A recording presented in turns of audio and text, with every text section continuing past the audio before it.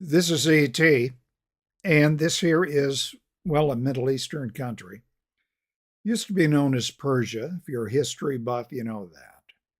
The home of Darius the Great, and more recently, some strong men of a, well, less political sort. Hossein Rezazadeh being one, Bedad Salimi Qudrasiabi another. These are two of the strongest men ever, at least in the Olympic lifts. And they're, well, simply among the latest of an ancient line of Middle Eastern athletes who've long been prominent in wrestling and weightlifting. After World War II, this country won Olympic medals in strength competitions, mostly in the lighter weight classes, including over 40 Olympic medals in wrestling. And all these despite the fact that this country's population was at one time less than one quarter that of California today. Now, we don't know if Middle Easterners in general or the Persians specifically differ much from other nationalities genetically or in having access to different, well, chemical enhancements. But they do have, and have long had, a clear advantage that is no secret, and it should be examined by the rest of the world, specifically by Americans. This advantage predates the creation of even the Islamic Republic. It's called Varzesh-i-Bastani, which translates roughly to ancient sport.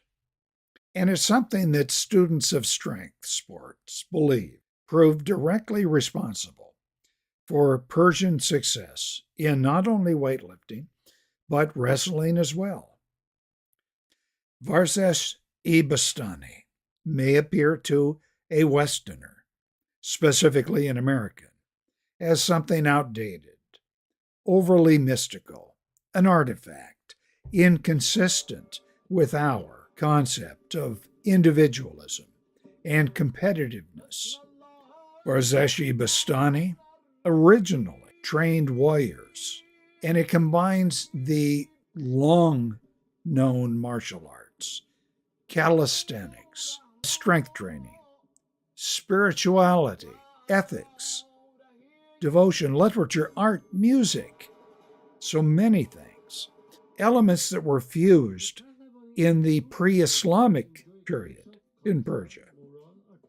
It's a blending of Zoroastrianism and Mithraism and Gnosticism. Spiritual, it employs a code of ethics. As you can see here, it is being practiced in a zirkhana, or a dome-like structure, a specific gym or house of strength. And these buildings go way back to the Book of Kings, to the BC period. Well, do you get the idea? We're talking an ancient practice, Varzesh-i-Bastani, that combines many historical and existential elements. And it's taught, as you can see, to young men by male elders. And it's the ultimate motivator. And it's something that the West, in particular the United States, with its emphasis on do your own thing individualism, atomistic social behavior, and rejection of its religious past, today is sorely lacking. And it at least partially explains why the United States, that at one time, after World War II, boasted of a world-class weightlifting team out of York, Pennsylvania. It explains why the U.S. in 2020 and the Olympics in Tokyo took home only 2 weightlifting medals, and none of those in the male categories. So unmotivated are Americans today to get themselves into good physical condition that a major study had to be conducted. This is fairly recent. It involved 15 American universities who took a look at over 60,000 participants. And the purpose was to find out what motivates people who are already enrolled in exercise programs. How do you get them not to quit? The methods used included texting and emailing people to get them to work out, sending gift cards by email, setting up a motivational website. They even paid cash money to get somebody off the couch and onto the gym floor.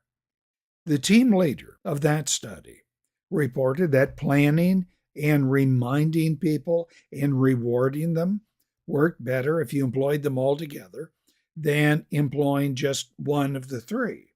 Now, this is something that would be obvious to a 3-year-old child, and it certainly should not require taxpayer money to prove. And it should be even more obvious that to achieve one's maximum potential requires a lot more than email reminders and a bit of cash reward. In other words, a kind of motivation that the Persians of the past and today employed and employ. Something that draws upon a people's, not an individual's, but a people's millennia-long heritage. Something that is passed by one generation to the next, and something that is sanctioned by the Lord of all creation. What do you think? Put in your comments below. If you have not done so, subscribe to this channel. Hit the bell icon. You'll be notified of new uploads. Hit that like button. Thank you.